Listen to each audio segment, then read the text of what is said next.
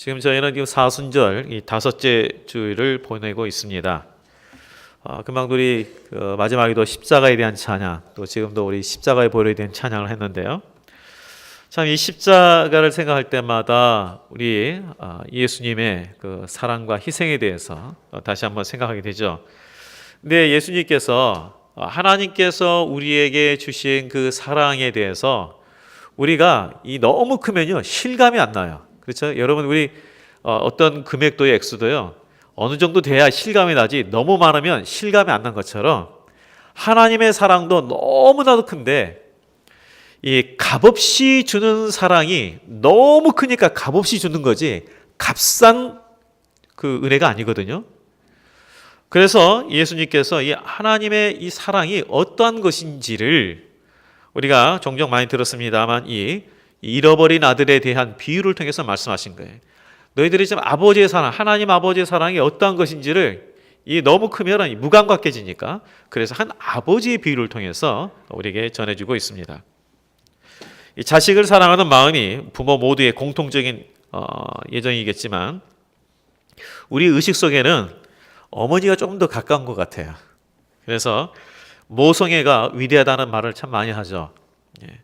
반면에 부성애가 위대하다는 말은 그렇게 많이 듣지 못한 것 같습니다. 그래서 이 아버지 하나님의 사랑할 때 타게 와닿지가 않아요.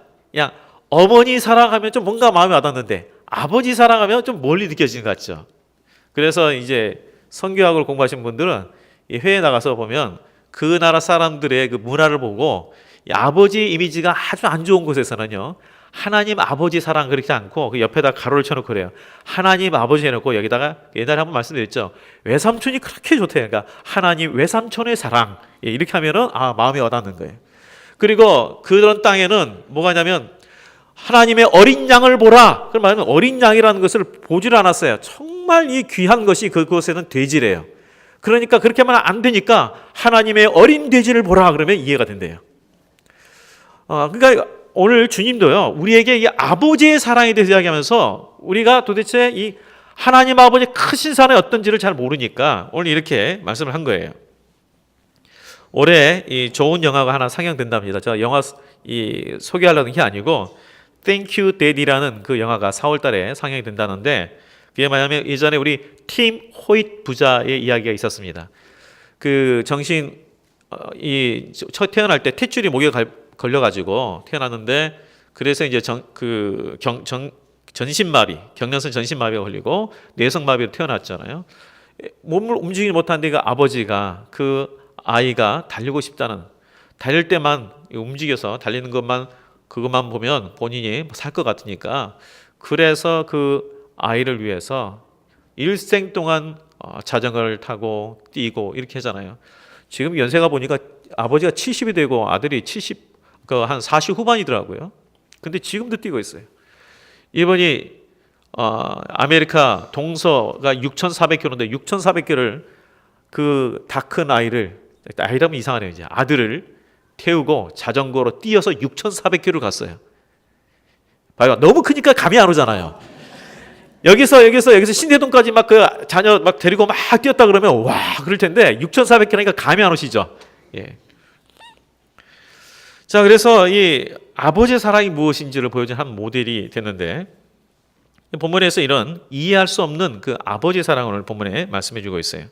이 말씀이 나온 그 배경이 있어요. 그게 뭐냐면 예수님께서 세리와 죄인들과 함께 식사하는 것을 또 교제하는 것을 보면서 그 당시에 그래도 뭔가 구별되게 산다고 사는 사람들이 뭔가 비난을 하죠. 아니 저 사람들 참 매국노인데 저 사람들 죄인인데 어떻게 선지자라면 좀 더 수준 있는 사람 깨끗한 도덕적인 사람하고 어울려야지 왜 저런 죄인들하고 어울리냐고 그렇게 이야기를 한 거예요.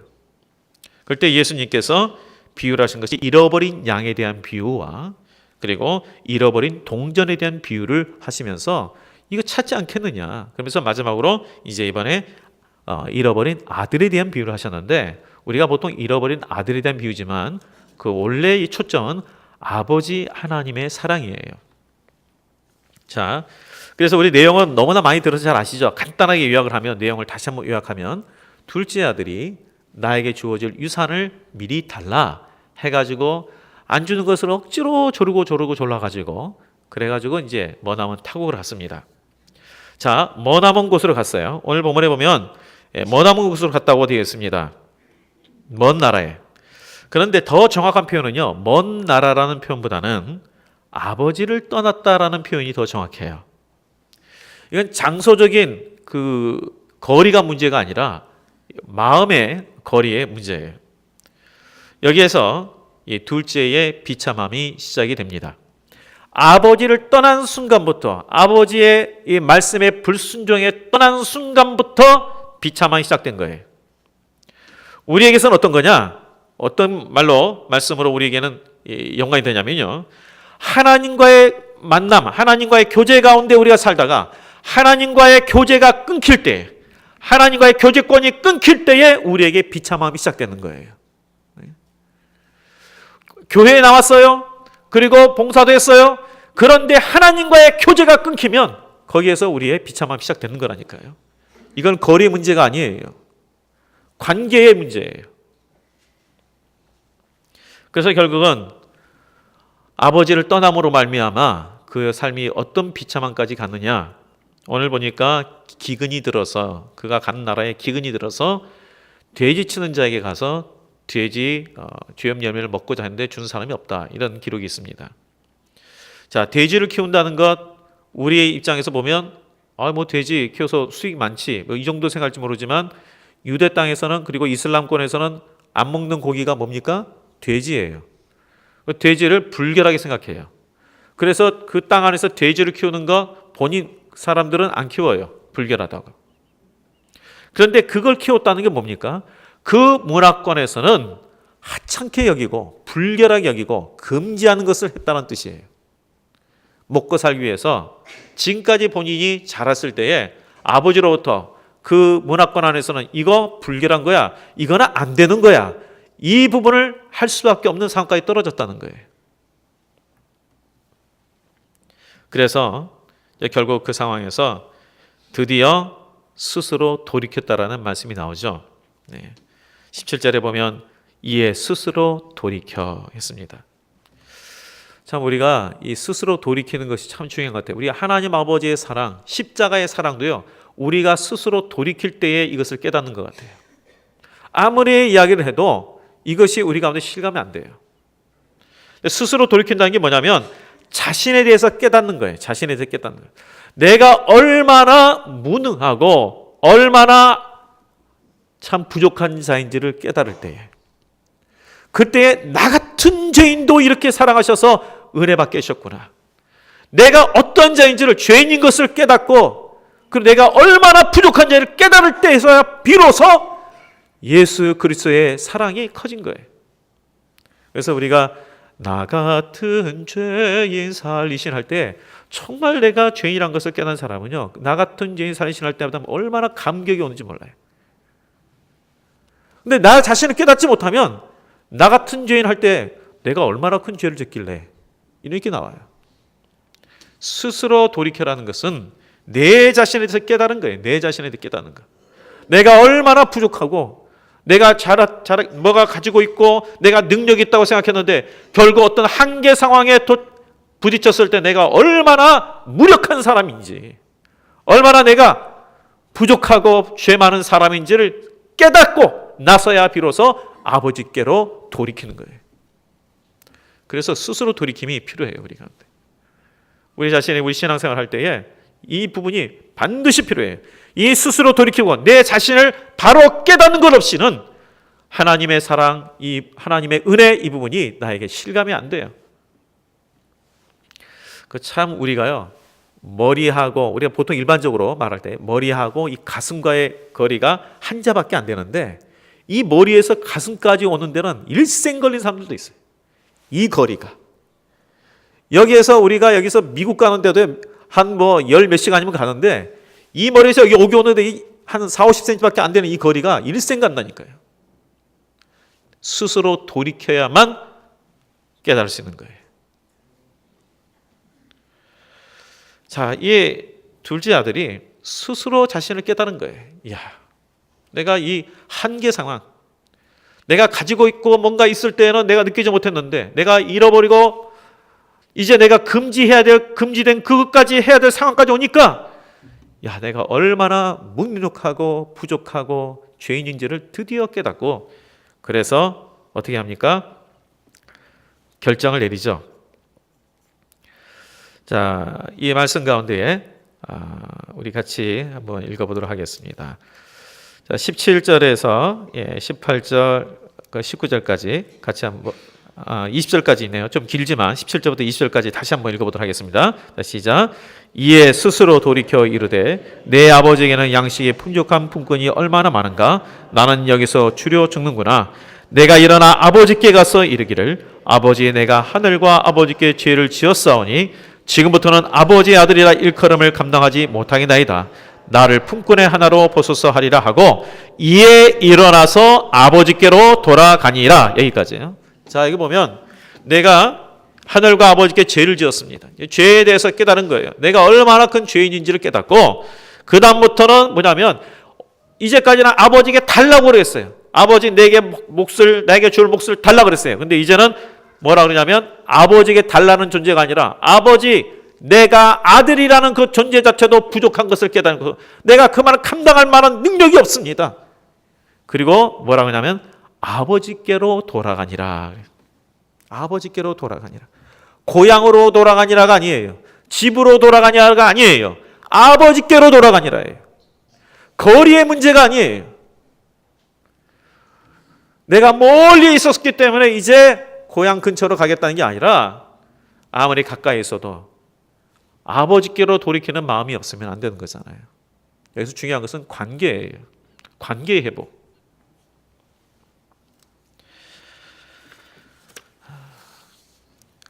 원래 이제 잃어버린 양의 비유라든가 동전의 이 비유의 차이점이 있어요.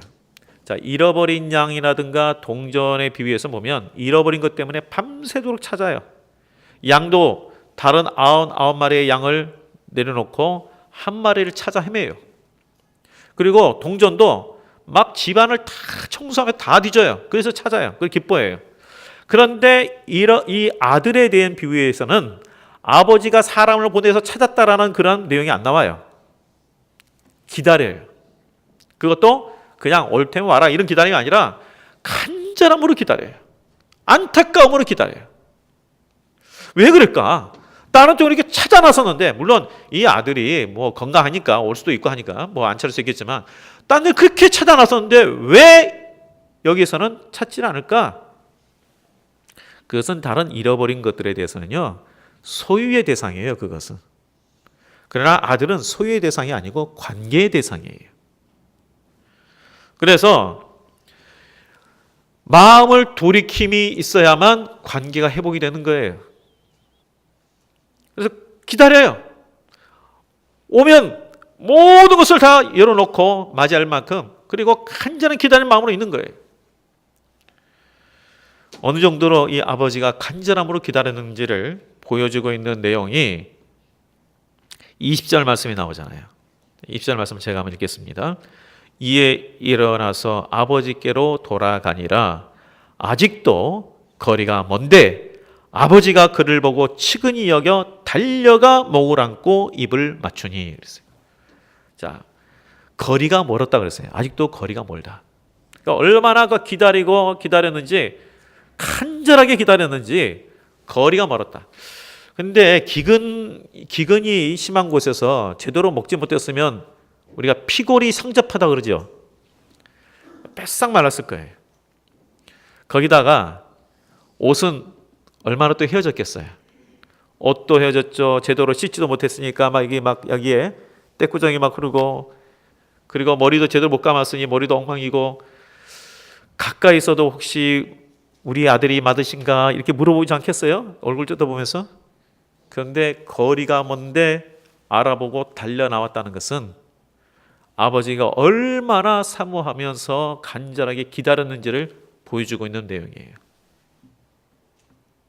우리 아버지가 이런 분이세요. 하나님 아버지가 이런 분이세요. 우리가 돌이키면 야, 너 왜 잘못했어 하면서 막 혼내시고 너 징계하고 벌 주시는 그런 분이 아니라 우리의 마음이 돌이키기를 그렇게 기다리신 분이시고 우리가 주님 앞에 돌이키기만 하면 모든 걸 용서하시고 품으시는 그런 분이시라고 말씀하고 있는 거예요. 이 아들이 내가 죄를 지었습니다. 내가 죄를 지었습니다. 아버지 아들이라 일컬음 받지 못하겠어요. 이전에는 내가 뭔가 하나 더 얻기 위해서 아버지 이거 주세요, 이거 주세요 했는데 이제 내 스스로 깨닫고 난부터는 어떻게 하냐면 주세요가 아니에요. 포기예요. 나 감당할 만한 자격이 없습니다. 아버지께 다 맡기겠습니다. 알아서 해주세요. 이게 바로 돌이킴의 자세예요. 이전까지는 이거 주세요, 저거 주세요 이렇게 계속 기도했었는데 이제 내가 내 스스로 내 자신을 돌이켜 보니까 참, 나 같은 죄인까지 하나님 이렇게 사랑해 주셨구나. 아버지, 내가 어떻게 하면 주님을 위해서 더 섬길까요? 어떻게 하면 아버지의 기쁨이 될까요? 이렇게 나가는 거예요. 이게 돌이킨 자의 자세예요. 스스로 돌이켜. 우리 여기 계신 우리 모든 성도님들은 이 스스로 돌이키는 이 아들처럼 정말 내 자신을 다시 한번 주 안에서 나를 보고 아버지께로 더 가까이 나가는 우리 성도님이 되실 주의 이름으로 축복드립니다. 네. 그러니까 아버지께서 너무 좋아서 반지를 끼우고 신을 신기고 옷을 입히고 막 그러잖아요. 살진 송아지 잡아라, 잔치 벌려라, 막 그냥 정신이 없는 거예요. 근데 이제 여기에 이제 이 주어진 것도 의미가 있죠. 반지라는 것과 신이라는 것과 이 모든 부분은 이 아들의 권위를 다시 회복시켜주고 가족의 일원으로 받아준다는 그런 의미가 있어요. 그러니까 이 이전까지는 정말 너무너무 그 아버지의 마음을 아프게 하고 그 은혜에서 벗어난 그 모든 행동들 책망보다는 죄인이라는 고백을 하고 돌이킬 때에 이 아들의 권위를 회복시켜주면서 너는 내 자녀다. 이제 너 내 보호 안에 있다. 내가 너를 이제 함께하고 붙들어 주겠다. 바로 이런 걸 통해서 이러한 그 예를 통해서 예수님께서 말씀하신 거죠. 너희들이 지금 이제 죄인이라고 여기는 사람들, 너희들이 매국노라 여기는 그 세리들, 이 세리들과 함께 있는 이것이 바로 아버지 뜻이다. 하나님 아버지 이런 사람이다. 지금 현재 너희 눈으로 보기 때문에 죄인이라고 말하는 그 사람들을 징계하고 멀리하는 것이 아니라 이들을 찾아나서서 이들이 돌이키면 아버지께는 그들을 다 품으시는 그런 분이시다. 그리고 바로 너희들도 그러한 마음이 되어야 된다라고 말씀하고 있는 것이에요. 우리가 사순절에 대해서 십자가의 사랑을 우리 생각할 때마다 감상적으로 십자가의 고통이 아버지께서 얼마나 마음이 아프시고 힘들었을까. 우리 이번 부분에 많이 초점을 두는데 다시 한번 이 아버지의 사랑할 때에 지금도 간절하게 기다리시는 아버지. 우리가 스스로 돌이켜서 내 자신의 모든 연약함과 무능력함과 나의 한계와 나의 죄성 이걸 깨닫고 주의 은혜에 감사하여 돌이키는 바로 그 부분을 기다리고 있다는 것을 다시 깨달아야 합니다. 중요한 것은 하나님과의 관계 회복입니다. 아버지의 은혜를 깨닫고 그 뜻대로 살려가는 자세입니다. 예수님께서 이 말씀을 하는 대상이 누굽니까? 지금 현재 예수님께서 이 말씀하는 대상은 하나님의 백성이라고 생각하는 유대인들이에요. 하나님을 믿는다라고 말하는 자들이에요. 바로 그들에게 하나님의 사랑을, 아버지의 그 마음을 너희가 제대로 깨달아라. 아버지의 마음. 이게 아버지의 마음이다. 하나님 아버지의 마음이 이렇다. 이렇게 돌이키기를 원하는 기다리시는 아버지시다. 지금도 우리를 하나님은 간절히 기다리십니다. 자, 여기 보면 안 믿는 사람에 대해서 말하는 게 아니라 그랬어요. 믿는 자를 대상으로서 하는 말씀입니다. 회개에 너희들이 구원받지 못한 사람이 구원받으라 하는 그런 차원이 아니고 믿는 사람에게도 주신 말씀이라는 것을 우리가 다시 또 생각해야 돼요. 그래서 이사야 30장 18절 말씀에 이렇게 기록이 되어 있습니다. 그러나 여호와께서 기다리시나니 이는 너희에게 은혜를 베풀려 하심이라. 일어나시리니 이는 너희를 긍휼히 여기려 하심이라. 대저 여호와는 공의의 하나님이시라. 무릇 그를 기다리는 자는 복이 있느니라. 하나님께서 우리를 기다리신대요. 여호와께 기다리신대요. 왜 기다리세요? 은혜 베푸시기 위해서. 오기만 해봐라 영혼들. 이게 아니라 은혜 베푸시기 위해서 기다리신다. 긍휼히 여기시기 위해서 기다리신다. 상한 마음을 기다리고요. 우리의 실패한 마음을 기다리고요. 왜요? 그 안에, 주님 안에 있을 때에 회복이 주어지기 때문에 그렇습니다. 여호와께서 기다리신다 그랬어요. 우리에게 은혜 베푸시고 긍휼히 여기시기 위해서. 이것이 바로 아버지의 마음입니다. 우리 성도님들, 하나님께서 우리에게 정말 십자가의 모욕과 희생을 감수하면서까지, 그리고 십자가에 달린 것은 저주의 대상이랬어요. 아버지와 정말 뗄 수 없는 그 관계 속에서 십자가에 달렸을 때는 아버지로부터 저주의 대상이 되는 그 고통, 이 고통을 감수하면서까지 이 땅에 오셨습니다. 그리고 지금 우리가 그러한 사랑을 받았음에도 불구하고 아버지의 사랑을 헛되이, 은혜를 헛되이 해서 내 뜻대로 내 마음대로 살아감에도 불구하고 우리를 애타게 돌이키기를, 우리의 마음이 주님께로 향하기를, 온전히 주님만 바라보기를 기다리고 계신다는 거예요. 바로 이러한 아버지 되시는, 어머니 되시는 이 하나님의 사랑을 더 깊이 깨달아 우리의 마음과 생각이 주께 돌이킴이 있기를 주의 이름으로 축복드립니다. 그래서 이제는 더 하나님의 자녀다운 삶, 기쁨과 감격이 있는 삶이 되시기를 주의 이름으로 축복드리겠습니다. 아멘. 기도하겠습니다. 하나님 아버지, 우리의 마음 가운데에 정말 내 자신이 얼마나 부족하고 죄 많고 하나님의 은혜가 없이는 살아갈 수 없는 자인 것을 깨닫게 하여 주셔서 이제 내 주어진 삶 속에서 하나님의 은혜와 그 사랑에 힘입어서 살게 하시고 더 하나님 앞에 가까이 나아가는 한 걸음씩 한 걸음씩 주님 앞에 나아가 주님과 친밀한 교제를 나누는 우리 모든 성도가 되게 하여 주옵소서. 그래서 주님 안에서 회복과 주님 안에서 기쁨과 감격 있는 삶이 되게 하여 주옵소서. 우리의 주어진 상황이 어떠든지 위로부터 주시는 주님의 그 능력을 힘입고 그 사랑과 은혜를 힘입고 살아가는 우리 모든 성도들 되게 하여 주옵소서. 예수님 이름으로 기도하옵나이다. 아멘.